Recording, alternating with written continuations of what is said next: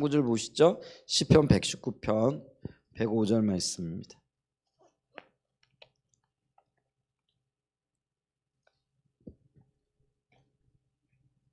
시편 119편 105절 말씀입니다. 우리 한 목소리로 좀 읽습니다. 시작. 주의 말씀은 내 발의 등이요 내 길에 빛이니이다. 아멘. 지난주하고 지지난주간에 걸쳐서 우리가 말씀에 대해서 우리가 어떤 자세와 태도를 가져야 될 것인가, 이제 이 부분들을 좀 이렇게 나눴잖아요. 그랬을 때 우리가 그 신명기서나 뭐 이런 것들을 통해서 하나님의 말씀에 대해서 열린 마음을 가지고 또 우리의 마음과 뜻과 힘을 다해서, 심지어는 그런 것들을 우리의 손목에 메고 또 미간에 붙이고 자녀에게 가르치며 항상 그것을 강론하고 들어올 때든지 나갈 때든지 문침 문설조 바깥문에 기록하라, 이렇게 얘기를 했잖아요. 근데 이런 말씀의 근본적인 의미는 우리의 각자 마음속에 하나님의 말씀을 새기고, 그리고 그 말씀을 우리의 삶의 모든 영역에서 행동의 지침을 삼으라라는 그런 의미가 있다라고 이렇게 말씀을 이렇게 드렸죠. 그래서 우리가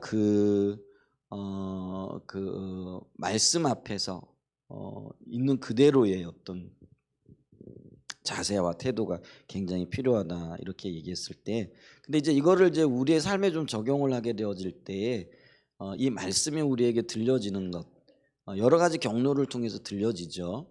예를 들면 뭐 묵상을 통해서도 들려질 수 있고, 또 뭐 지체들 간의 대화를 통해서도 하나님의 기준이 보여질 수도 있고, 또 가장 흔하게는 우리가 설교를 통해서 이렇게 말씀이 들려지기도 하잖아요.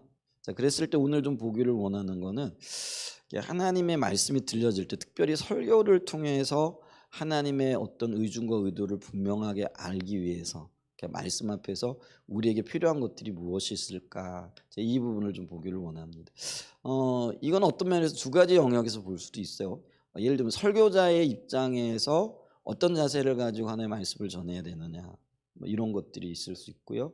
혹은 이제 성도의 입장에서 설교자가 말씀을 전할 때 어떤 자세와 태도를 가지고 말씀을 들어야 되겠느냐, 이제 이런 어떤 두 가지 쪽으로 나눌 수 있잖아요. 근데 이 저녁에는요, 우리가 성도로서 설교자의 설교를 들을 때 어떤 것들이 필요하고 어떤 자세가 좀 있어야 될 것인가, 이제 이런 것들이 좀 필요하다라는 거죠. 근데 뭐 기본적으로 우리가 좀 볼 때 이 하나님의 들려지는 모든 말씀이, 혹은 설교되어지는 모든 말씀이 하나님의 말씀이라는 전제 조건을 가지고 듣죠. 근데 이제 이런 영역에 있어서도 우리의 마음의 태도와 자세들을 좀 살펴보는 것이 필요하다라는 것이죠. 자, 그랬을 때 가장 먼저는요, 우리가 말씀을 들을 만한 그릇이 준비되어져 있어야 된다라는 거죠. 첫 번째로 우리가 좀 살펴볼 수 있는 게 그릇이 준비되어져 있어야 된다라는 거죠. 우리가 이게 신앙의 본질과 관련되어져 있어도 의식과 그릇의 의식과 본질의 관계를 얘기를 했잖아요. 근데 이게 본질이 아름다운 것이기도 하지만은 이제 그릇, 의식이 제대로 준비되어져 있지 않으면은 모든 것들을 쏟아부으기 쉽다라고 얘기를 했잖아요. 근데 하나님의 말씀이 강론되어지고 또 설교되어질 그때에도요, 우리에게는요, 이 말씀을 받을 수 있는 그런 그릇이 준비되는 것이 굉장히 중요하다라는 것이죠. 이거를 이제 다른 말로 얘기하면은 우리가 우리의 마음밭이라 이렇게 얘기할 수도 있겠죠. 그래서 주님께서도 우리에게 말씀이 씨죠, 그게 뿌려질 때에 준비된 밭, 그러니까 그 네 가지 밭을 비유로 우리에게 말씀하고 계시잖아요. 길가밭, 혹은 돌밭, 혹은 가시밭, 혹은 좋은 밭, 이렇게 얘기를 하잖아요. 근데 길가밭이든 돌밭이든 아니면 가시밭이든 이 모두가 그릇이 제대로, 그러니까 밭이 제대로 준비되어져 있지 않기 때문에 말씀이 뿌려졌음에도 불구하고 뭐 새들이 온다든지 아니면 세상의 염려와 재리와 근심들 뭐 이런 것들이 다 이렇게 씨를 이렇게 타죽게 하거나 아니면 소실되게 함으로 열매가 없게 되어지는 것들을 이렇게 보잖아요. 그렇기 때문에 이 말씀이 결실하기 위해서는요, 좋은 밭이 되어져야 된다라는 거죠. 근데 이게 우리의 마음이라라고 이렇게 말씀을 하고 있잖아요. 근데 마찬가지로요. 교회에서든 우리 어디서든 우리가 말씀을 들을 때 이 그릇이 준비되어져 있어야 되는데 그럼 어떤 그릇들이 준비되어져야 되느냐면요. 어떤 점에서는 가장 먼저는 우리의 마음, 듣고자 하는 자세, 태도, 뭐 겸손함 이런 것들이 포함되어지겠죠. 근데 이제 그런 것들을 기본 전제로 하고 오늘 좀 이 시간에 나누기를 원하는 건 뭐냐면 성경에 대한 기본적인 좀 지식이 필요하더라는 거예요. 왜냐하면 이 설교자가 설교할 때에 성경적인 기본적인 지식 또 이론적인 토대가 없게 되어지면은 그 말씀이 제대로 이렇게 이해가 안 되는 거죠. 그러니까 설교자는 어떤 이런 의도와 자세를 가지고 말하고 있는데 그리고 어떤 그 기본적인 어떤 배경을 가지고 이야기를 하고 있는데 그것을 모르게 되어지면은 전혀 엉뚱한 해석을 할 수 있고 또 엉뚱한 말로 받아들일 수 있다라는 것이죠. 자, 그랬을 때 우리가요 이 부분을 위해서 예를 들면은 성서의 배경이라든지 또 이 성경이 무엇을 추구하고 있는지 그리고 사건 가운데 어떤 의도가 있는지 이런 것들을 좀 면밀하게 알고 기본적으로 그런 것들에 대해서 흐름을 파악할 필요가 있더라는 거죠. 근데 그게 이제 설교 말씀을 들을 때의 기본 전제가 되어져야 되고 그게 우리가 준비할 수 있는 그릇이 되어질 수 있더라라는 거죠. 그러면서 이 그 성경 말씀을 창세기부터 요한계시록까지 한 관점으로 볼 수 있는 관점도 있어야 된다라는 거죠. 이제 우리는 그러면 성경을 어떤 관점으로 봐야 될까라고 얘기했을 때 많은 분들이 이거를 이제 구속사적인 관점에서 봐야 된다. 왜냐하면 이 성경에는요 거대한 이야기가 담겨져 있는데 이 거대한 이야기들을 그 어디로 지금 풀어가고 있는가 그리고 최종적인 목적이 뭔가라고 얘기했을 때 결국은 이제 구속사와 관련이 되어진다라는 거죠. 그래서 이 성경을 창세기부터 요한계시록까지 그런 관점에서 보게 되어지면은 마치 구슬이 꿰어지듯이 성경 모든 것들이 연결되어질 수 있다라는 거죠. 그래서 여기를 볼 때는 이런 관점, 저기를 볼 때는 저런 관점. 근데 이제 우리 모든 성도들이 지금 이런 영역에 있어서 준비가 되어져 있지 않다 보니까 이렇게 단편적인 지식, 단편적인 관점 이런 것들을 가지고 있다라는 거죠.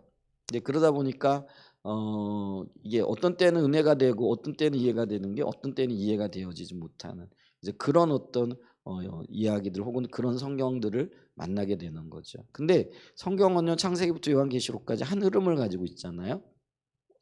그리고 오직 예수 그리스도를 통한 하나님의 의중과 의도를 나타내고 있잖아요. 그걸 이제 원대한 구속사의 관점에서 그리고 한 방향으로 흐르고 있다라는 것들을 우리가 그거를 알 뿐만 아니라 이해하는 것이 굉장히 중요하다라는 거죠. 그래서 성경 어느 이야기를 듣더라도 지금 이거를 이렇게 봐야 되겠구나 하는. 근데 이게 준비되어져 있지 않으면은요.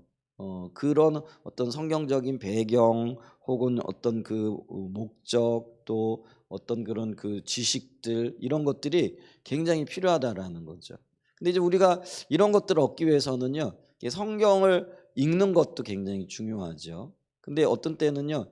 일목요연하게 어떤 성경들을 이렇게 해석하고 또 지식적으로 이렇게 가르치는 것들도 필요하죠. 예를 들면은 우리 여기 좀 시중에 나와 있는 그 책들이나 이런 거 보면은 조병호 박사님 쓴 뭐 통성경이라든가 이런 것들이 있고요. 요즘은 뭐 여러 가지 성경 교재들 이런 것들이 이렇게 있더라고요. 근데 이제 이런 것들을 이렇게 보면은요, 그게 한 흐름을 가지고 처음부터 끝까지 쭉 어떤 관계성을 가지고 이렇게 볼 수 있도록 이렇게 인도하고 있는 것들을 이렇게 보죠. 그래서 성경을 보되 단편적으로 보는 게 아니라 통으로 보게끔 된다라는 거죠. 이 얘기는 다른 말로 얘기하면 한 가지 관점을 가지고 볼 수 있도록 한다라는 것이죠. 그렇기 때문에 이런 영역에 있어서 저와 여러분들이 특별히 성도들의 입장에서는요.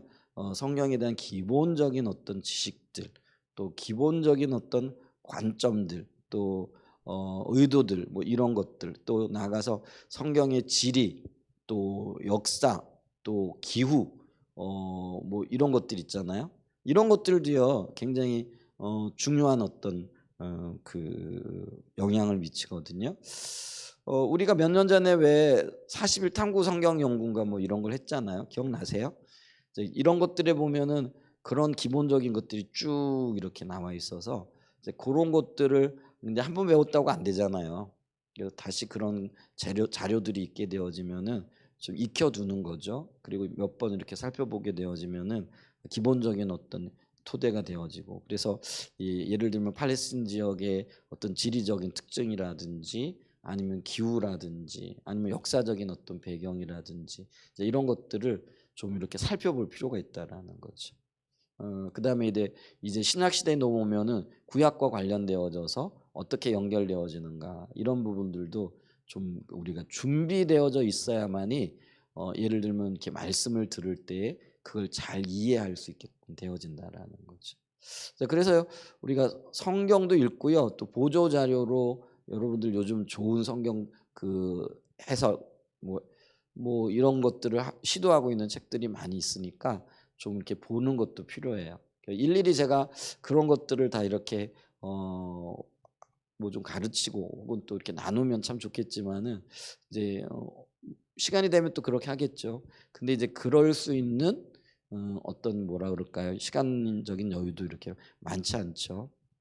그래서 좀 그 말씀을 듣기 위한 기본적인 어떤 그릇으로서, 또 좋은 밭에 씨가 뿌려질 그때 말씀이 떨어질 때에 열매 맺기 위해서라도 이런 어떤 준비들이 저와 여러분들에게 좀 필요한 것이 아닐까 이렇게 싶습니다. 그다음에 이제 두 번째로 우리가 설교를 들을 때에 제가 지금 말씀드리는 게 설교자의 어떤 입장이 아니고 설교를 듣는 성도의 입장에서 지금 얘기를 하고 있는 거죠. 설교를 통해서 선포되어지는 말씀을 하나님의 말씀으로 받아들이는 것이 굉장히 중요하다라는. 이게 너무 왜 당연한 이야기 아니냐 이렇게 생각하기 쉬운데요. 이 당연한 이야기가 우리에게는 너무나 어떤 때는요 낯설게 다가오는 거죠. 그러다 보니까 어떤 이해를 하고 있느냐면은 특히 말씀들이 그 어떤 내 환경이라든지 어떤 내 상황과 이렇게 맞아떨어지지 않거나 내가 원하는 어떤 말씀들이 선포되어지지 않으면은요 불편해하는 거죠. 그리고 심지어는 이제 어떤 분들은 이렇게 들려진 말씀을 가지고 왜 나를 치느냐라고까지 이렇게 말씀하시는 분들도 계시다라는 거예요. 근데 우리가 보세요. 설교를 들으면서 설교자가 나를 친다라고 생각을 하고 그 말씀을 이렇게 듣게 되어지면은 그게 제대로 이해가 되어지고 그 말씀이 내 삶 속에서 열매 맺는 말씀이 되겠느냐라는 거죠. 이미 그 전제 자체부터 틀려진 거잖아요. 그렇기 때문에 우리가 모르겠어요. 저는 아직까지는 제 양심으로는 한 번도 누구를 겨냥해서 이건 있어요. 이 말씀을 좀 어떤 분이 좀 들었으면 좋겠다. 적용을 했으면 좋겠다. 이런 것들은 모든 성도들에게 가지는 바람이기도 있잖아요. 근데 요거를 누구에게 겨냥을 해 가지고 내가 원하는 어떤 것들을 이루어야 되겠다. 이제 이런 태도와 자세를 가지고 말씀을 전해 본 적은 없거든요. 근데 이제 문제는 이제 듣는 입장에서 저거 지금 나한테 개인적으로 하는 얘기야? 지금 나 지금 뭐 야단치는 얘기야? 아니면 나를 치는 이야기야? 이제 이렇게 만약에 그걸 받아들이면은 전제 자체가 틀린 거잖아요. 전제 자체가 틀리게 되어지면 이게 사람의 말로 받아들이지 불편하게 되어지는 거죠. 그럼 사람의 말 불편한 이야기, 나를 치는 이야기가 어떻게 내게 열매를 맺게 하고 또 하나님께서 의도하신 그 어떤 의도 그리고 뜻들이 전달되어질 수 있겠느냐라는 것이죠. 그렇기 때문에 혹시나 모르겠어요. 제가 그럴 수도 있고 앞으로 또 어떤 목회자들이 어떤 말씀을 이렇게 전할 때 그것이 나를 친다라고 느껴질 때가 있다라고 할지라도 그것이 하나님의 어떤 뭐라 그럴까요? 말씀을 토대로 하고 있는 거고 또 이게 진리에 이제 물론 기본적으로 그래요. 인간적인 말로 혹은 어떤 목적을 가지고 하면 이미 진리에서 벗어날 수는 있어요.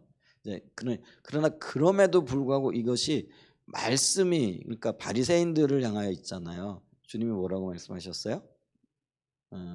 그들이 말하는 바는 지키라 그랬거든요. 삶을 본받지 말라 그래도요. 그러니까 이제 설교자가 바리새인 같은 입장에서 옳은 말만 전하고 아니면 그러니까 성경에 나와 있는 어떤 이야기들을 전해. 근데 그 사람의 어떤 의도 혹은 그 말을 전하는 어떤 목적 혹은 이런 게 삶이 바르지는 않을 수가 있어요. 그죠?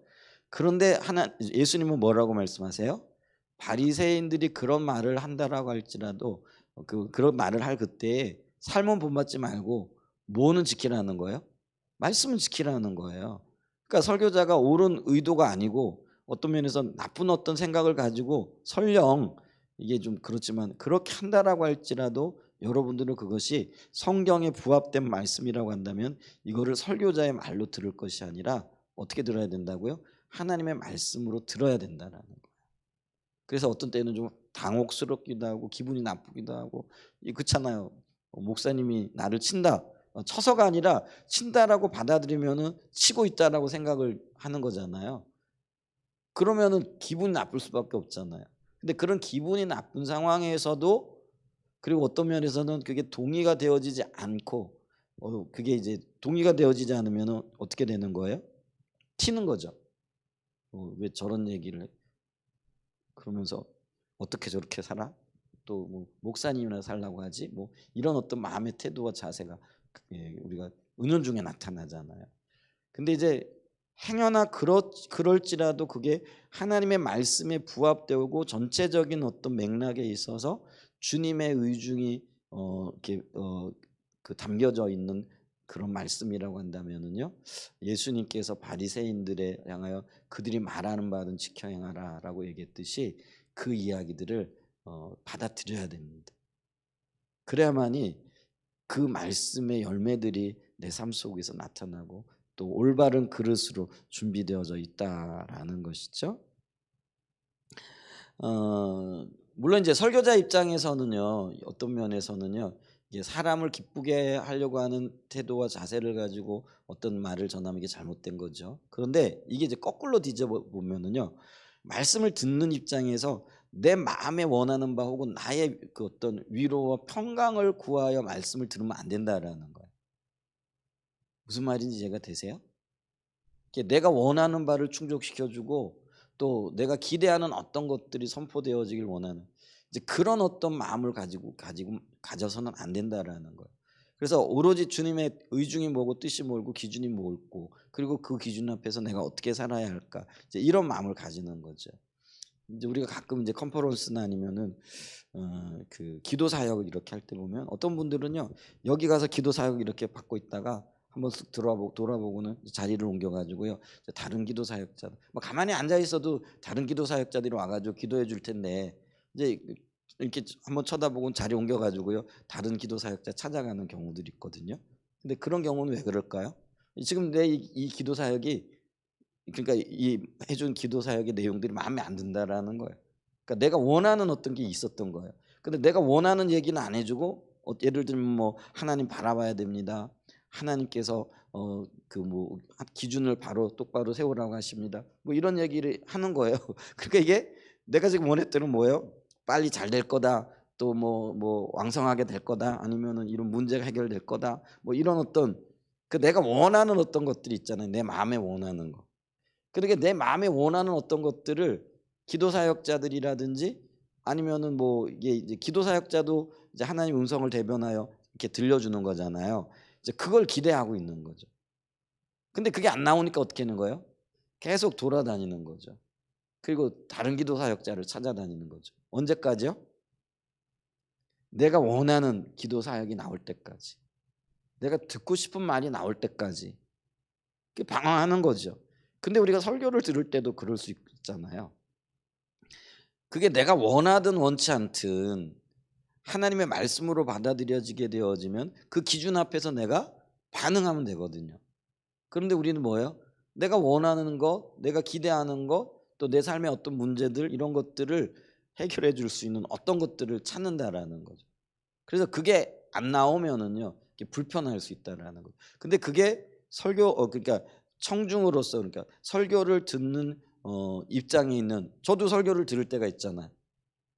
저도 설교를 하지만은 예를 들면 뭐 화요 집회라든지 아니면은 제가 지난 주간에 일본에 갔는데 이제 꼼짝없이 또 이렇게 앉아서 들어야 되잖아요. 그러니까 이제 뭐 오전에 뭐 그 같이 간 목사님이 하고 오후에 제가 주로 이렇게 감당을 했는데 그럼 이제 저 같은 경우도 이제 꼼짝없이 들어가지고 들어야 되잖아요. 그러니까 듣는 입장이 될 때가 참 많은 거죠. 근데 이제 듣는 입장에 보게 되어지면은 이제 가끔 그럴 수가 있거든요. 이게 말씀에 대한 이해가 조금 다르고 표현이 다르고 설명이 좀 다를 수가 있잖아요. 그 내가 알고 있는 것과는 조금 다른 어떤 그런 어떤 일들이 있을 수 있죠. 왜냐하면은 우리가 볼 수 있는 어떤 그게 분명히 한계가 있기 때문에 풀어내는데도요. 이게 다르게 풀어낼 수도 있잖아요. 근데 이게 내 마음에 별로 안 들어. 그냥 내 마음 별로 안 든다고 '아 이거 저런 이야기를 하고 있지?' 하고 이렇게 해서는 안 된다라는 거예요. 무슨 말인지 이해가 되시죠? 그렇기 때문에 우리가 어떤 형편에 있어든 간에 그걸 주님의 음성으로 듣는 거예요. 그리고 주님께서 지혜를 주셔서 깨닫게 하기를 원하고 그런 어떤 겸비함과 겸손한 마음을 가지는 것이 굉장히 중요하다라는 것들을 우리가 기억해야 됩니다. 그래서 우리가 이게 들려지는 설교자의 이야기들을 인간적인 감정을 가지고 얘기하는 것이라고 할지라도 그게 인간적인 게 아니라 하나님께서 들려주기를 원하시는구나라는 걸 받아들일 때 그게 되게 유익하다라는 거죠. 그러니까 왜냐하면은요. 그렇게 표현이 좀 그런데 사람으로 하여금 설교자가 예를 들면은 뭐 화가 났다든지 설교자가 마음에 불편해 가지고 어떤 얘기들을 할 수 있는데 왜 하필 그때 불편하게 했고 왜 하필 그때 이런 말을 하게 했는가? 그러니까 설교자는 인간적인 말을 했지만은 하나님은 그것까지도 합력하여 선을 이룰 수 있다라는 거죠. 그러니까 무조건 제가요 옳지 않은 얘기를 하는데 그것을 받아들이라 이게 하는 게 아니에요. 말하는 것이 감정이 섞여 있다라고 할지라도 그 감정이 섞여 있는 그 이야기가 성경에 부합되잖아요. 그잖아요. 그러면 그거를 하나님의 말씀으로 받아들이라는 거예요. 누구를 위해서? 나를 위해서. 듣는 청중의 입장으로 위해서 그렇게 하라는 거죠. 그래서 이 설교를 들을 때 여러분들은요. 인간 누가 얘기한다. 물론 당연히 제가 예를 들면 우리 교회에서는 제가 설교를 주로 하니까 인간의 입장에서 설교를 전하죠. 근데 또 주님의 임재 가운데 하나님을 대변하여 말씀을 전하잖아요. 그렇기 때문에 이게 사람의 이야기가 아니라 하나님의 말씀으로 받아들여질 때 그리고 그것이 내 마음에 심겨질 때 그게 내가 좋은 밭을 가지고 있게 될 때 열매를 맺게 되어지고 하나님이 기뻐하시는 그런 역사들이 있게 되어진다라는 것이죠. 아멘. 그래서 여러분 그 말씀에 대해서 넓은 마음을 가지십시오. 그리고 말씀에 집중하십시오. 그 뒤에 사람을 바라보지 마시기 바랍니다. 누가 하는가 이건 중요하지 않습니다. 그래서 성경에도 보면은요 뭐라고 해요? 어린아이가 한마디 한 그것도 때로는 하나님께서 사용하시잖아요. 그죠? 심지어는요 주님이 돌덩이가 하는 이야기들까지도 들어 쓰시겠다 이렇게 얘기를 하잖아요. 그러니까 우리가 그래서 심지어는 또 우리가 또 보면 나귀를 통해 가지고도 말씀하시잖아요. 그러니까 나귀라는 존재 자체는 귀하지 않아요. 그죠? 근데 그 나귀가 누구 얘기를 한 거예요? 하나님의 말씀을 한 거예요. 그럼 나귀 바라보지 말고 하나님의 말씀만 바라보면 되잖아요. 그러니까 이제 설교자가요. 나귀 같은 자예요. 그죠? 그러니까 우리 나귀 같은 자예요. 볼품 없을 수도 있어요. 근데 나귀의 입을 통해서 말씀 선포되어지는 그게 하나님의 말씀이라면 그거는 귀한 거라는 거죠. 그래서 내가 볼 때 저 낙이야 낙이. 저거 볼품 없어. 에이 우리 목사님 인간적인 얘기하네. 이게 아니고요. 그 인간으로 보여지는 설교자를 통해 가지고 하나님의 말씀이 선포되어졌다라고 한다면은 그 말씀만 붙잡으라는 거예요. 아멘. 그게 굉장히 중요하다라는 거죠. 그러니까 우리가 그 말씀 앞에서 어떤 자세를 가져야 될 것인가. 율법과 율법주의 또 하나님의 관점에서 우리가 주일 낮에부터 저녁에도 또 제가 말씀과 관련되어진 이야기를 했죠. 기억나세요? 다들 들으셨기 때문에 말씀을 했는데 그러면은 이제 우리가 이 말씀을 들을 때 어떤 자세가 필요한가? 그게 구체적으로 지금 우리가 이 시기에 또 이 시대에 하나님의 말씀을 들으면서 우리가 어떤 고민을 하면서 어떤 태도와 자세가 필요한가 이게 있죠. 그래서 우리가 그릇이 준비되어져야 된다. 그리고 그릇으로서 말씀을 받을 때에 그게 인간적인 이야기가 아니라 들려지는 말씀이 하나님의 말씀으로 인정되어지고 받아들이고 그리고 그걸 하나님의 말씀으로 받겠다라고 하는 자세와 태도가 굉장히 중요하다라는 그런 이야기를 했어요. 그래서 보세요. 설교자는 사람을 기쁘시게 하려고 얘기해서는 안 되고요. 듣는 입장에서는 뭐예요? 그거를 사람의 말로 받지 않아야 된다라는 라는 이제 그런 말씀을 지금 전하고 있는 거예요. 그다음에 세 번째로 우리가 좀 봐야 될 게 있는데 그게 뭐냐면은요. 이 들려진 말씀이 내 삶에서 어떻게 적용되어질까를 구체적으로 좀 고민을 해 봐야 되는 거예요. 요걸 이제 다른 말로 얘기하면은요. 말씀 앞에서 삶을 주시하여 보는 거예요. 그러니까 우리가 음성을 들었다라고 얘기했을 때 예를 들면 이제 내가 감동을 받았어요. 그러면 이 감동을 굉장히 소중히 여기고 이 감동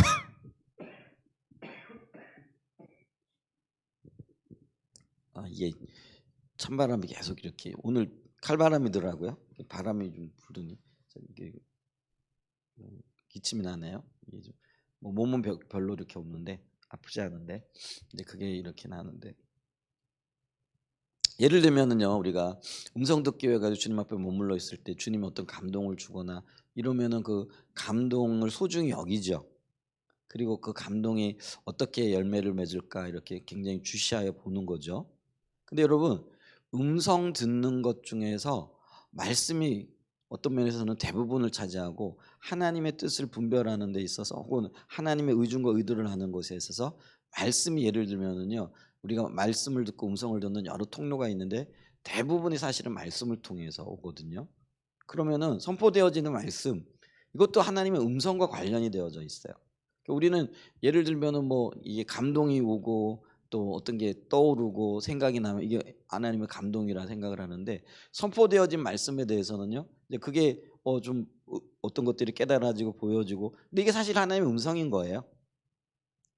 그런 생각은 안 해보셨죠? 그게 하나님의 음성인 거예요.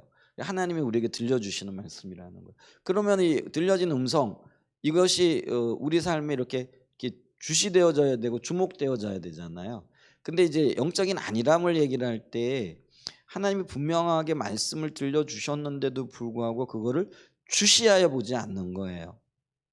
이것도 굉장히 큰 안일함 가운데 하나고 영적인 나태고 게으름이거든요. 그러니까 이가 말씀을 통하여 선포되어질 때 그게 저게 저런 의미였어? 혹은 저게 야 어떤 면에서는 이렇게 은혜가 된다라 그럴까요? 이게 가슴에 부딪혀 오고 그러네 내가 이렇게 살아야 되네 하는 어떤 것들이 이렇게 비춰지고 깨달아졌잖아요. 그러면 그 말씀을 통해서 하나님께서 하나님의 의중과 의도를 보여주시는 거라는 거예요. 그게 이제 음성 들려진 거예요. 쉽게 얘기하면은.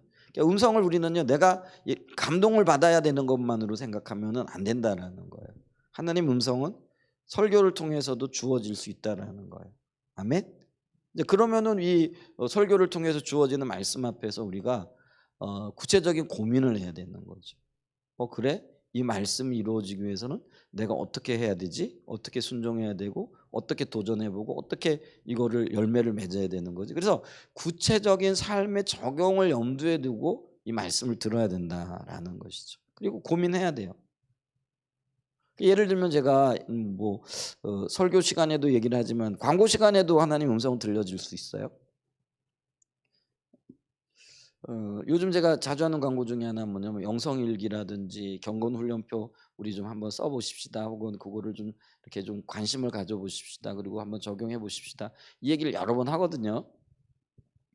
그럼 이게 주님의 음성이라고 생각해 보시면 그냥 아유 목사님 그냥 뭐 하는 광고네. 근데요. 우리가 아까 얘기했던 말씀을 듣는 그 뭐예요? 듣는 자 입장에서 하나님 앞에 겸손하게 그릇을 준비하는 마음으로 서게 되어지면은요. 이런 것들이 하나의 음성인 거예요. 지금 우리 교회에 이게 필요하고 그 우리 교회에 필요한 일들 내가 함을 통해 가지고 그게 내가 함으로써 그게 뭐 하나의 순종이긴 하지만은요. 하나님은 그 순종의 삶을 통해 가지고요. 하나님께서 나를 지금 변화시키기를 원하시는 하나님의 의중과 의도가 있다라는 거예요. 그러니까 제가 이제 집에 이렇게 주보가 돌아다니잖아요. 그러면 이제 누가 했는지는 잘 모르겠는데 막 이렇게 낙서가 돼 있고 막 체크가 돼 있고 막 이렇게 하더라고요. 이제 근데 여러분들 그렇게 체크해 보고 계시고 내가 했나 안 했나 혹은 말씀을 읽었나 아니면 경금 일기를 좀 써봤나 아니면은 제가 이제 저 같은 경우는 목회 일지라고 해가지고 그것도 제가 요즘 한동안 안 썼는데 저도 이제 회개하는 마음으로 하는 건데 쓰고 있다 뭐 이렇게 얘기를 하고 하잖아요. 그러면 이제 여러분은 여러분의 방법대로 이런 것들을 써 보는 거죠. 그리고 내가 얼마나 주님을 주시하여 보았고 주님 행하시고 일하시는 어떤 것들이 내 삶 속에 어떻게 이렇게 그 구체적으로 이렇게 열매 맺었는가 이런 것들을 이렇게 보셔야 된다라는 거. 그게 주님의 음성이니까요. 그리고 그 설교를 듣는 우리의 자세이니까요. 그러니까 예를 들면 설교를 들으면서도 한쪽 귀로 듣고 한쪽 귀로 흘려버리면은 그거는 어떤 면에서 보게 되어지면은요. 그게 우리가 그걸 뭐 히어링이라고 얘기하죠. 근데 리스닝이라는 건 뭐예요? 듣고 이 들려진 말씀이 내 가슴 속으로 내려가는 거죠. 적용이 되어지는 거예요. 그러니까 머리와 이 가슴이 굉장히 먼 거리라고 얘기를 했잖아요. 그죠? 근데 이게 들려진 그 얘기가 지식으로 이렇게 또 정보로 전달이 되어졌어요. 근데 지식과 정보가 내 가슴 속으로 내려오면 이게 삶이 되어지는 거죠. 적용이 되어지는 거. 그리고 우리가 이 말씀을 들을 때도 제가 이런 이야기를 할 때 제가 예를 들면 그릇을 준비해야 된다. 그러면은 이게 이제 주님의 음성으로 들려지면은 우리가 예를 들면은 개론이라든지 뭐 이렇게 우리가 신학서적 같은 거 이런 거를 뭐 뭐라 그럴까요? 이렇게 전문적으로 탐독할 수는 없잖아요.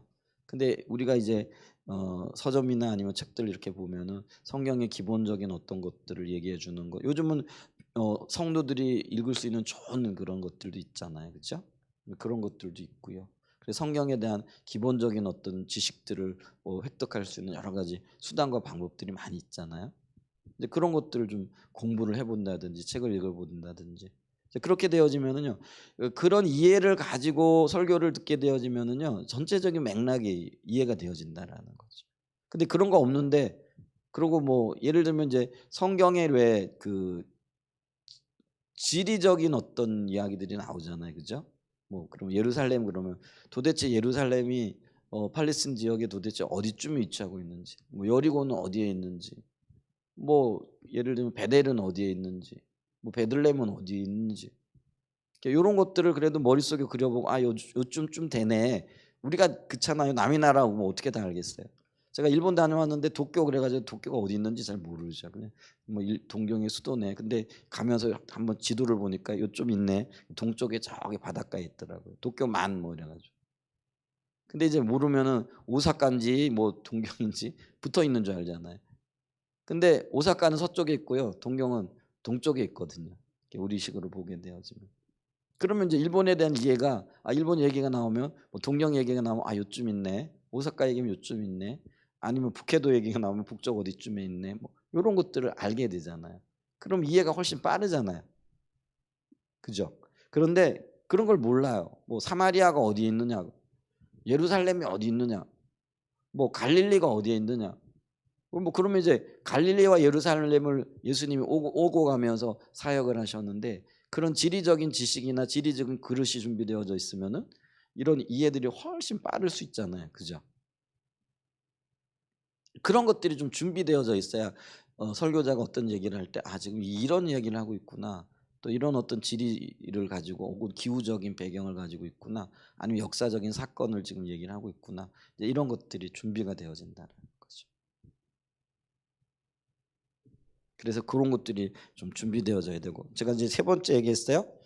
말씀을 들으면서 하나님 음성으로 받아들이라는 거죠. 그러면서 이게 음성을 아까 제가 왜 얘기를 하냐면 이렇게 감동을 통해서 음성을 받으면은 이게 내게 직접적으로 하시는 얘기 같아 가지고 그래서 살펴보잖아요. 주님이 뭐 예를 들면 이방인을 더한다 뭐 이제 우리 오명희 사모가 이번에 갔더니 이제 기도 사역하면서 이제 그런 얘기를 그러면은 이방인이 더해진다는 게 뭔지 뭐 이러면서 이렇게 염두에 두고 생각을 하잖아요. 근데 그 설교 중에 열방을 구하고 열방을 더하시겠다고 하셨습니다. 이 얘기를 들었잖아요. 근데 이거는 나하고는 상관없는 거예요. 그거 가지고 뭐 고민해보고 주시해보고 뭐 이런 얘기 이제 그렇게까지만 못 나간다라는 거예요. 왜냐하면 설교가 좀 대중적이기도 하잖아요. 그래서 한 사람을 이렇게 찍어가지고 표현이 좀 그래요. 한 사람에게 얘기하는 게 아니라 우리 모든 공동체에 얘기하니까 어떤 분들은 성령의 인도하신 부분을 들으면서 저게 내 얘기네, 내가 반응해야 될 얘기 이렇게 받아들이는 분이 있어요. 근데 대부분의 경우는 그렇게 안 한다라는 거예요. 우리 모든 공동체에게 주는 경우네, 뭐 이러면서 넘어가 버리는 거죠. 그러니까 이게 주시가 안 되는 거예요. 근데 제가 지금 드리고 있는 얘기는 뭐예요? 이거를 공동체에게 주는 말씀 맞아요. 근데 공동체뿐만 아니라 나에게 주시는 말씀으로 받아들이고 주시하고 주목하여 보라는 거예요. 그래야 있잖아요. 이게 말씀을 받는 바른 자세일 뿐만 아니라 선포되어진 말씀을 통해서 그것이 하나님 의중이 되고 뜻이 되고 또 성취되어지는 하나님의 역사가 된다라는 거죠. 그게 말씀 앞에 우리가 가져야 할 태도와 자세라는 거예요. 그걸 지금 말씀드리고 싶은 거예요. 그래서 이게 하나님의 음성이기 때문에 주님이 내게 개인적으로 들려주신 음성이면은 주시하여 보다가 또 기회가 되면 막 순종하고 고민하면서 막 이렇게 뭐죠? 이게 이루어 나가잖아요. 그죠? 예, 근데 이 그 말씀을 듣는 태도, 그러니까 그게 이런 삶이 우리 가운데 있어야 된다라는 거죠. 주목하여 주시하여 보는 그런 은혜가 있기를 예수님의 이름으로 축복합니다. 그다음에 또 있잖아요. 이런 지식들이, 그러니까 이 고민하며 이렇게 적용하고 이게 이제 어떻게 되어지느냐면은요. 이게 다트가 되어지는 거예요. 그러니까 이 설교 말씀, 들려지는 말씀이 내 삶에 다트가 되어져야 된다. 그러니까 다트가 지식이잖아요. 근데 우리가 성경에서 얘기할 때 지식을 두 종류의 지식으로 나눈다 그랬잖아요. 그죠? 근데 우리가 이게 뭐 학문적으로 혹은 단어적으로 이게 나누는데요. 이거는 어떤 면에서는 엄격하게 구분이 되어지지는 않아요. 예를 들면 헬라어로 우리가 뭐 뭐죠? 오이다니, 기노스코니 뭐 이런 단어들을 쓰잖아요. 그죠? 근데 이거는 예를 들면 이론적인 지식이다 아니면 경험적인 지식이다. 기노스코가 이론 경험적인 지식을 얘기하잖아요. 근데 오이다는 그 이론적인 어떤 지식을 얘기한단 말이에요. 아는 것에 있어서. 근데 있잖아요. 어떤 때는요. 경험으로 아는 그곳에도 오이다라는 단어를 쓰기도 한다라는 거예요. 어떤 때는 이론적으로 말하는 지식을 문맥으로 보게 되어질 때 그때도 그때 이게 기노스크라는 단어를 쓴다라는 거예요. 그러니까 이게요. 혼용되어져 쓰여져 있다라는 거죠.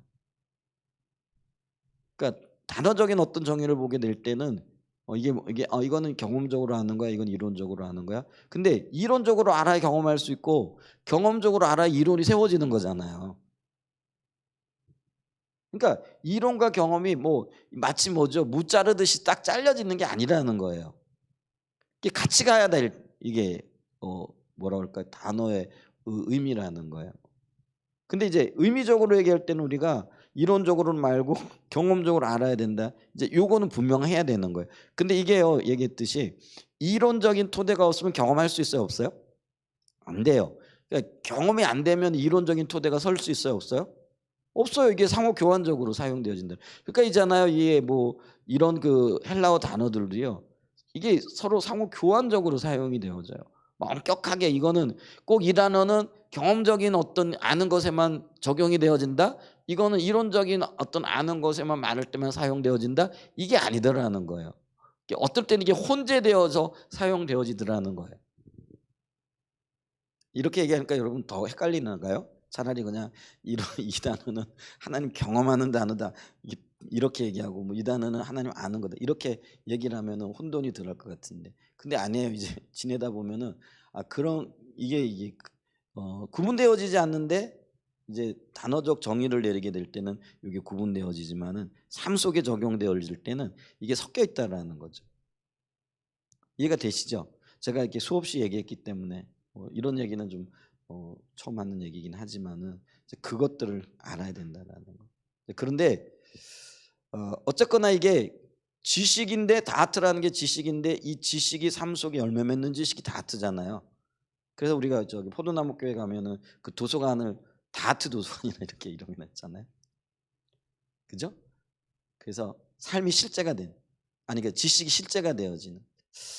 저기 우리 여기 선재 형제가 지금 침신대인데, 침신대 가면 우리 옛날에 저기 뭐야 기숙사에 아주 유명한 얘기가 있어요. 기숙사 생활했었어요? 침신대 거기에 거기 그 문에 써 있는 게 뭐예요? 그 가다 보면 오래됐어요. 그게 생활적 목회라는 게 이게 쓰여져 있을 거예요. 지금은 있나? 아마 그게 있어요. 그게 아마 그때나 30년 전이나 지금이나 마찬가지죠. 그 이론이 실제 그게 그 얘기예요. 그러니까 신학생들이 그 삶을 추구하라는 거예요. 생활이고 목회고 목회고 그 생활이라는 거예요. 그러니까 이론이 실제고 실제가 이론이라는 거예요. 삶이. 저는 그렇게 이해해요. 그러니까 우리 신앙도 그래야 된다라는 거죠. 아는 게 곧 삶이 되어져야 되고 삶이 곧 아는 거라는 거예요. 이게 뭐 구분되어지는 근데 이거를 이제 우리가 다트적인 지식이라 이렇게 얘기를 한다라는 거. 그래서 우리가 들려진 말씀, 선포되어지는 그 말씀이 나의 삶이고 실제이고 열매이고 그리고 어떤 면에서는요 주님을 알아가는 수단이고 이게 이제 함께 가는 거라는 거죠.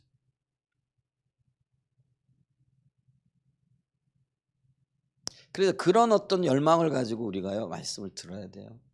와가지고 우리 수없이 얘기되잖아요. 근데 이제 그건 좀 있어요. 저도 저기 설교하는 저도 그렇고 듣는 여러분들도 그렇고 적어도 한 주에 지금 우리 교회 같은 경우에는 주일날 낮에, 주일날 저녁에, 수요일 저녁에 제가 금요일 날도 가끔 짤막하게 설교를 하니까 4번은 듣죠. 비, 예영아, 그지? 4번은 일주일에 4번은 설교 듣지. 그다음에 이제 우리 권사님들 같은 경우에는 이제 그 월요일부터 토요일까지 주일날은 우리가 새벽 기도를 안 하니까 새벽에 나오시는 분들은 6번을 듣는 거죠. 그러니까 그러면은 이게 11번이에요. 와 너무 많아 그죠? 그리고 어떻게 살아야 할지를 모르겠어. 그러면 이제 고민이 생기는 거죠. 뭐 11번 설포되어지는 그 말씀을 모두 다 뭐 다 살아가면 좋겠지만 근데 뭐 한 방향이니까 근데 이제 그중에서도 주님께서 가슴을 울리거나 내 귀를 열어주시는 거거나 내 마음에 이렇게 부딪히는 어떤 것들이 있잖아요. 그죠? 그러면 그게 이제 실제가 되게 하는 거죠. 그런 삶을 추구하고 또 들려진 그 말씀 앞에 내 자신을 드리고 그렇게 열매 맺게 되고 어떤 그런 것들이 필요해요. 그래서 제가요 한국 목회자들이 대단해. 저보다 더해요. 왜냐면은 그 대부분 있잖아요. 큰 교회 목사님들은 일주일에 한두 번만 설교해요. 이제 왜냐면 주일날 설교하니까 대부분은 이제 큰 교회 목사님들은 어떻게 하죠? 이제 뭐 부목사님들한테 맡기니까. 근데 이제 조그만 교회나 웬만한 중형 교회 같은 경우는 대부분 이제 목사님들 이제 부목사님이 없는 교회는 본인이 다 이렇게 하다 보니까 많이 하는 데는 13번, 15번까지 설교를 할 거예요. 그러면은요. 본인이 뭘 말하는지도 잘 모를 때도 있을 것 같아. 그죠? 근데 뭐 저도 그래요. 뭐 설교를 다 같이 준비하느냐? 낮 설교 준비하듯이 제가 수요 설교나 아니면 금요 설교를 준비는 못 해요. 그러면은 뭐 말씀의 중요도가 따르냐? 뭐 그건 아니고요. 뭐 이렇게 예를 들면 수요일 날 저녁 같은 경우에는 저희들 같은 경우는 그래도 좀 쉬운 게 교재 가지고 하잖아요. 이제 교재를 가지고 하니까 교재는 어떤 것들이 이렇게 어떤 흐름이 있잖아요. 이제 그 흐름을 따라가는데 그 흐름 가운데서도 뭐 역사하시는 거죠. 근데 이제 주로 이제 주일 낮 시간에 초점을 맞출 수밖에 없는 거죠. 이제 그렇게 하는데 어쨌거나 이게 이제 들을 때 어떤 때는 주일 낮보다 목회자는 주일 낮 설교에 초점을 맞춰 준비했는데 듣는 입장에서 주일 저녁이라든지 수요일 저녁이 훨씬 더 뭐라 그럴까 이렇게 마음에 와닿을 때가 있잖아요. 지금 수요일 날 제가 뭘 해야 될지를 몰라가지고 좀 기도하는 중에 있고 그래서 지금 어떻게 해야 되나 하고 있고 주일 날 아직까지 결정이 안 났어요. 그래서 제가 지난번에 말씀드렸잖아요. 책별로 좀 들어갈까, 로마서를 들어갈까요? 요한복음을 좀 한번 좀 짚어볼까 하는데 이제 하나님 찾는 것에 대해서 지난번에 그거 좀 나눠야 되지 않느냐고 이런 얘기가 있어가지고 제가 좀 이제 조금 더 고민해 보면서 이제 이번 돌아온 주간부터는 해야 되잖아요. 그러니까 이제 부활 주간이 이제 다음 주도 있기는 한데 그래서 제가 지금 고민을 지금 하고 있고 은혜를 구하고 있긴 해요. 근데 그 수없이 들려지는 말씀들 가운데 그게 실제가 되어지고 다트가 되게 하는 것. 근데 그게 그런 자세와 태도를 갖지 않고 말씀을 들으면은요 그냥 한쪽 귀로 들었다가 한쪽 귀로 가요. 그러니까 수없이 그냥 예배 시간에 참여했는데 도대체 어떤 얘기들이 어떤 말씀들이 선포되어졌는지 전혀 모르는 거죠.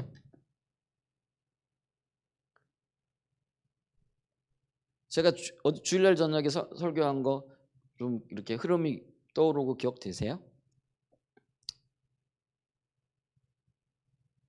이렇게 좀 고개라도 끄덕여 보시면 제가 위로가 되겠는데 어떤 말씀 전했는지 아까 제가 언급했잖아요. 신명기 11장 말씀 가지고 전했잖아요. 그죠? 그게 이제 6장에 나와 있는 말씀이기도 하고 그랬는데 아마 벌써 이게 생각이 안 나고 가물가물하고 뭐 이러실 거예요. 그죠? 근데 우리가 제가 근데 그 말씀과 관련되어져서 연결되기 때문에 이 말씀도 지금 하고 있는 거잖아요. 그래서 마구잡이로 하는 것 같아도요. 여러분 들으시기에는 그래도 나름의 어떤 계획을 가지고 나름의 어떤 흐름을 가지고 제가 설교를 하고 있거든요. 그래서 설교자의 자세도 중요하지만 설교를 듣는 분의 입장에서도 설교를 어떤 자세를 가지고 들어야 될까 이것도 참 중요하겠다. 근데 그게 예를 들면 신명기서나 출애굽기에서 얘기하고 있는 하나님의 말씀을 대하는 성도의 기본적인 자세와 굉장히 밀접한 연관이 있잖아요. 근데 이제 그게 성서 시대와 오늘날 우리에게 어떻게 적용이 되어질까 이제 이 부분들을 지금 나누어서 얘기를 하고 있는 거예요. 자 그러면서 제가 그 네 가지 얘기했잖아요. 그릇, 그러니까 내가 담을 수 있는 그릇을 준비된 그릇을 준비하는 마음으로 그리고 준비된 그릇으로 그 말씀을 들어야 된다. 그 다음에 뭐예요? 하나님의 말씀을 들어. 이게 너무나 당연한 이야기인데 그렇지 못하니까. 그 세 번째는 뭐예요? 구체적으로 어떻게 적용할 것인가, 주시하여 볼 것인가. 네 번째는 그게 어떻게 하라고요? 실제가 되게 하라. 다트가 되게 하라. 다트가 되게 하려고 하는 그런 적용점을 가지고 그런 열정을 가지고 말씀을 들어야 된다라는 거죠. 그다음에 이게 다섯 번째로는 또 굉장히 중요한 말씀인데 그게 뭐냐면은요. 모든 설교의 목적 혹은 하나님의 말씀의 선포의 목적은요. 그 백성을 세우는 데 있어요. 그러니까 내가 세워져야 된다라는 절박한 인식이 필요한 거잖아요. 그죠?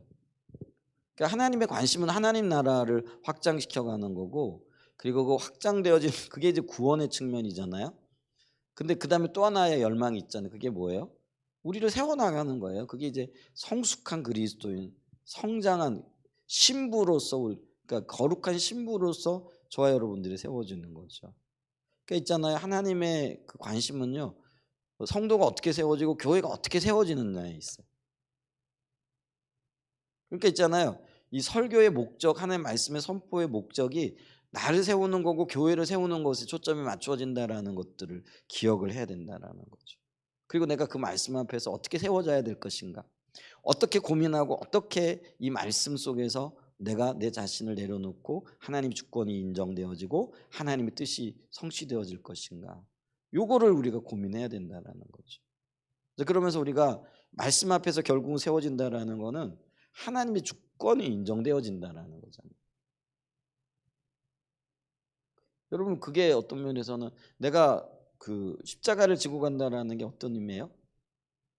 내가 주님 안에서 죽었다는 얘기죠. 그게 주님의 주권이 여러분 그게 최고의 주권이에요. 하나님 앞에서. 내가 죽었어요. 하나님은 나를 통치하시는 거잖아요. 하나님이 나를 온전히 통치하시는 그게 내가 죽는 사건이잖아요. 근데 그게 실제가 되어지느냐라는 거죠. 그러니까 내가 죽는 것만큼 세워지는 거예요. 주님의 영광으로, 주님으로 세워진다라는 거죠.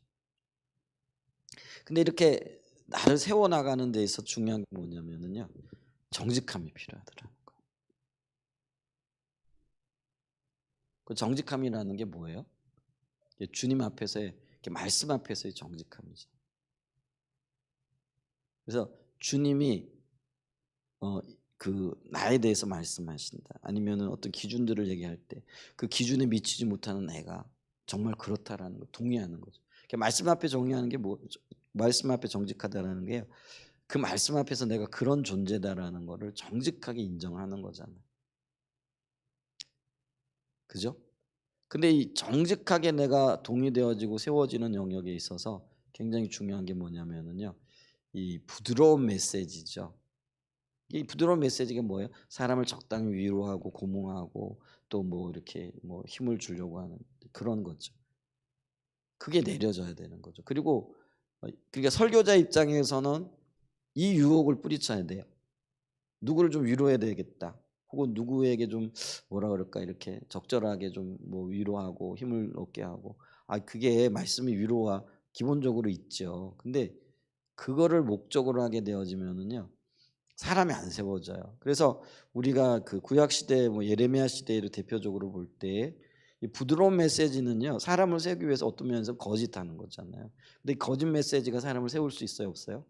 못 세워요. 그러니까 하나님의 목적은 어디에 있는 거예요? 사람을 세우고 교회를 세우고 하나님의 백성들을 세우는 데 있는데 부드러운 메시지가 사람을 못 세운다라는 거죠. 그러니까 이 목회자가 받는 유혹 중에 하나가 뭐예요? 이렇게 부드러운 메시지를 전하면서 적당하게 타협하려고 하는 거죠. 그러니까 설교자는 그거를 굉장히 조심해야 되고요. 또 성도 입장에서는요. 아까 그 말씀 앞에서 정직함으로 서야 된다는데 이 유혹을 뿌리쳐야 돼요. 그게 뭐냐면 아니 목사님이 좀 위로해 주시지. 이게 요게 이제 한 발 더 나가게 되어지면은 치지 말고 좀 이렇게 좀 북돋아 주고 격려해 주고 그래서 이제 만약에 그게 안 되면요. 아 목사님이 친다라고 생각을 하는 거죠. 아 근데요. 안 쳐요. 치시는 분들이 있는지 모르겠는데 대부분의 목회자들이 그래도 하나님 뜻대로 살고자 하는 사람들이잖아요. 그러니까 저는 그런 분들은 없다라고 생각을 해요. 제가 그런 마음과 자세로 살아가니까. 그러니까 여러분들을 칠 마음은 조금도 없어요. 근데 바른 하나님의 기준 그것이 여러분들이 친다라고 느껴질지는 모르지만은 그게 어떤 때는 거친 음식처럼 느껴질지 모르지만은 여러분 단 음식이 나를 오히려 병들게 하는 거잖아요. 근데 우리가 볼 때는 거친 음식이자면 그 거친 음식이 나를 건강하게 하고 살리는 음식이 되어지는 거죠. 그러니까 말씀은 음식과 같은 거잖아요. 그래서 우리가 그 말씀을 들을 때 자제할 자세가 뭐냐면 혹시 부드러운 메시지가 선포되어질 때 저 메시지는 나를 죽이는 거야. 오히려 명확한 기준이 선포되어지고 그것이 거칠게 느껴진다라는 건 뭐냐? 말씀 앞에 내가 반응하기 힘든 거죠. 아픈 거죠. 그리고 치료해야 할 대가들이 보여지는 거죠. 근데 그런 것들이 보여진다라고 할지라도 저게 나를 살리는 말씀이지. 그렇게 서야 돼요. 그래야 세워져요. 그러니까 우리가 세워지지 않는 이유 중에 하나가 뭐냐면은요. 자기 중심적이거든. 그러니까 나를 위로해 줘야 되고 또 내 마음에 들어야 되고 내가 원하는 것들. 근데 내가 원하는 것들을 쫓아가잖아요. 이게 안 세워져요. 절대로 안 세워진다라는 거죠. 그래서 여러분 그거를 좀 저와 여러분이 좀 포기하고 살았으면 좋겠어요. 그리고 그 거친 말씀이 들려질 때 그래 맞아요 하고 이게 동의할 수 있는 은혜가 있길 축복합니다. 제가 어쩐지 그한 15년도 넘은 것 같아요. 15년이 뭐야? 20년 가까이 된 것 같아요. 우리 대전에 저기 옛날에 성은교회에서 집회를 할 때 이제 대전 지역에 있는 목사님들이 이제 저기 옥천 그 어디에요? 저쪽에 거기 어떤 초등학교 빌려가지고 여주보 목사님 모시고 셀 뭐 하루 그러니까 그걸 하는 거죠. 지난번에 말씀드린. 근데 이제 그때 이제 기도해 주는 시간인데 그 목사님이 저희 부부를 기도해 주면서 저보고 그 얘기를 하는 거예요. 부흥에 눈이 멀어 가지고 아무것도 모르는. 이제 그 얘기를 들을 때 얼마나 그게 저게요. 괘씸한 얘기예요. 저기 내 입장에 볼 때는. 모르겠어요. 그게 어떤 의미였는지 저도 아직까지는 잘 모르겠는데 제가 그 정도는 아닌 것 같은데 하여간 그렇게 표현을 하시더라고요. 뭐 기본적으로 교회가 너무 적으니까 조금 이렇게 세워지길 원하고 하는 그런 마음은 있는데 제가 뭐 부흥에 눈이 어두 가지고 뭐 그런 건 아니었거든요. 근데 그 얘기를 하더라고요. 근데 제가 그런 마음이 없어서 처음엔 잘 몰랐어요. 근데 집에서 곰곰이 생각해 보니까 이게 되게 이상한 얘기더라고요. 근데요. 그 얘기를 들으면서 제가 인정했어요. 그래요. 내 안에 그런 게 있겠죠. 그리고 있습니다. 만약에 제가 거친 마음이 있었고요. 그런 게 있었으면은요. 다시는 내 얼굴을 안 본다. 이렇게 될 수 있거든요. 그래서 제가 몇 차례 위기가 있었어요. 그것도 이제 우리 여 목사님과의 관계 속에서 뭐 일은 죽도록 하고 뭐 죽도록까지는 안 했는데 일은 열심히 했는데 야단은 또 혼자 또 다 맞아야 되는 그런 경우들이 있더라고요. 근데 있잖아요. 그런 거 불편하면은요. 뭐 함께 못 해요. 주님의 나라가 안 이루어지는 거예요. 내가 안 세워지는 거예요.